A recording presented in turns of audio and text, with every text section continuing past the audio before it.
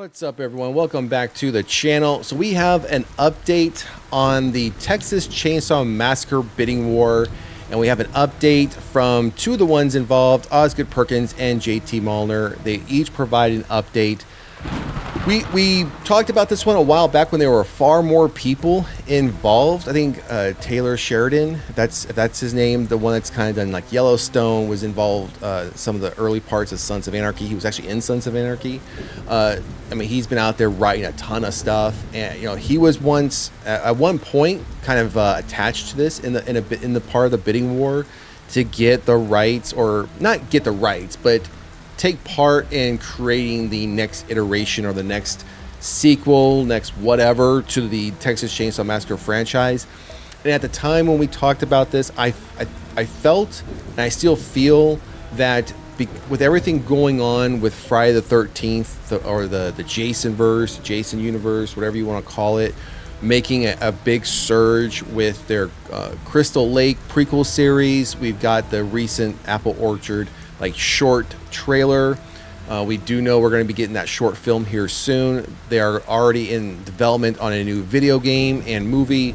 Sidestep, I would not be behind any new video game that they do for that, because of the disaster that took place with the last video game with that. So here we are with Texas Chainsaw Massacre. For one, I enjoy the original. I enjoy the remake. Everything in between and after was okay. I think the sequels, the three sequels that came after the original, were just part of that trend of pushing out horror films during that time period, during the 80s, 90s, things of that nature. Very much like what we saw with Friday the 13th, Halloween, Nightmare on Elm Street, Chucky. I mean, a lot of those were just pumping out sequels. We got to a point where they did the remake in 2003. Then they soon after did a prequel to that remake, and then we've seen, I think, two more attempts into this franchise. And now here we are again. I believe it. My opinion, they're trying to make that same surge that Halloween has recently made over the last several years, and doing another trilogy. Friday the 13th is trying to make a surge. I think it's just going to be a matter of time. It was just a matter of time before Texas Chainsaw Massacre did this, the rights holders. And it's just going to be a matter of time before we see Nightmare on Elm Street try to make another surge as well. I think the most recent news for Nightmare on Elm Street is they're finally releasing a box set of the entire, series of all films on 4K. So I think that's the most recent news for that franchise, but nothing as far as another film coming out. So let's jump into these article details and see where we're at with this bidding war. So Leatherface is a very popular guy. A few months ago, it was revealed that Legendary Pictures, the company behind the 2022 Texas Chainsaw Massacre film that was released through Netflix. Yeah, that was the one I was talking about. Through Netflix, stream service had their rights to make new films in the franchise lapse. So Verve, which currently represents the rights, are looking to build out a multimedia strategy. And again, that is exactly what's happening with the Friday the 13th franchise.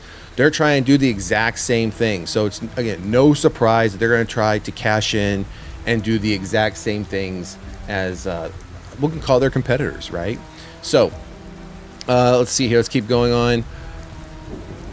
All right, so let's find our spot at. To build a new strategy for the franchise with filmmakers, producers, and buyers looking to get involved. It was said that writer director JT Mollner and producer Roy Lee were among the interested parties, with actor Glenn Powell hoping to read the script if the project ended up in Mollner's hands. Mollner quickly distanced himself from the whole thing, but was apparently still in the running and has some serious competition. A couple months ago, we learned that 5 to 8 studios and or streamers were seeking the rights, with names in the mix including Jordan Peele's company, Monkey Paw, Osgood, Perkins, and Neon, and even Yellowstone. Yeah, so this is what I was talking about earlier. Taylor Sheridan was the other one that was involved. All right, so let's keep going down here. Deadline heard that Texas native Taylor Sheridan is interested in serving as producer on a future Texas Chainsaw Massacre project, but wouldn't be writing or directing it. Osgood Perkins is hoping to have the chance to write a chainsaw screenplay with the Strangers writer-director Brian Bertino, and Perkins would then produce the film for Neon while Bertino would direct it. JT Mollner and Roy Lee have teamed up with A24 for a TV series pitch that would have Texas native Glenn Powell involved, but not starring. If that doesn't pan out, Lee has a feature film pitch for a Texas Chainsaw Massacre movie that would be set up at Netflix. So a lot of varying different avenues that all these people involved really want to take this franchise. I don't know about a TV series for this. Again, we've seen the prequel aspects of this already.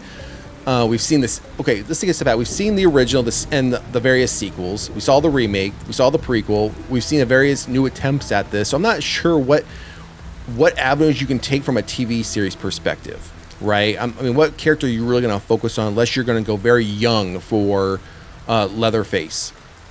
So we'll have to see how that goes. All right, so let's keep going down. The Texas Chainsaw Massacre rights are held by a company called Exurbia Films, which is run by Kim Hecknell, the co-creator of the original movie, his son, Ian Hecknell, and producer named Pat Cassidy, who is called the curator of the TCM franchise on Instagram.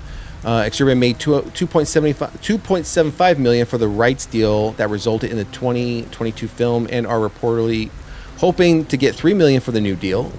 Official talks started a couple months ago with Verve and Exurbia fielding offers from interested collaborators. The competition brings to mind the tagline of the original film, "Who will survive?" Okay. All right, so we have a quote here from, it looks like, that got released during Comic-Con, which was this past weekend. So now Blaze Kissin reports that Perkins discussed the situation during the Neon panel at San Diego Comic-Con.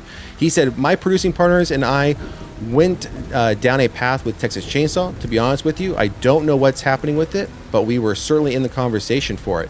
What's lovely about those people who own the rights, it's the original writer, and it's that they really care about Leatherface. There's a fondness about his character and the idea that he saw bad things when he was younger, and because he is neurodivergent, he and his difficulties processing, and that's when turned him into a quote monster." It goes back to Frankenstein or wherever you want it to be with monsters that are usually the misunderstood sensitive type. Perkins went on to say the rights holders provide us with a guidebook that they have put together. These are the things that let's get back. These are the things that we think are important. These are the things we'd love to see. These are the things we don't like, so on and so forth. One of the things was Leatherface should never have a love interest. My partners and I were like, well, now you've said it. All right, so that's pretty much the end of the article. Yeah, again, I feel at some point it's going to be time to almost like retire a lot of these characters, whether that's Leatherface, Michael. I mean, but they're money makers, right? So I don't think they're ever going to be retired. I think it's always going to happen. There's always going to be some new avenue someone wants to take, some remake, some reboot, whatever you want to call it. It's going to happen. But with this one, I just don't know where you take Texas Chainsaw Massacre after all the several attempts with it. But, I mean, crazier things have happened. I mean, there's a lot of love-hate for the new Halloween trilogy. There was a lot of love-hate for all the sequels that were done after part 3 when they didn't include Michael Myers, right? And they brought Michael Myers back in part 4. So we'll have to wait and see. That's going to do it for this horror news update. Drop a comment in the comment section. Let me know what you think about the latest bidding war for Texas Chainsaw Massacre. Do you want to see a TV series? Do you want to see another new movie? Or do you not want to see anything at all? Let me know in the comment section. And if you haven't done so already, please like, share, and subscribe to the channel. Otherwise, we'll see you at the next one. Later.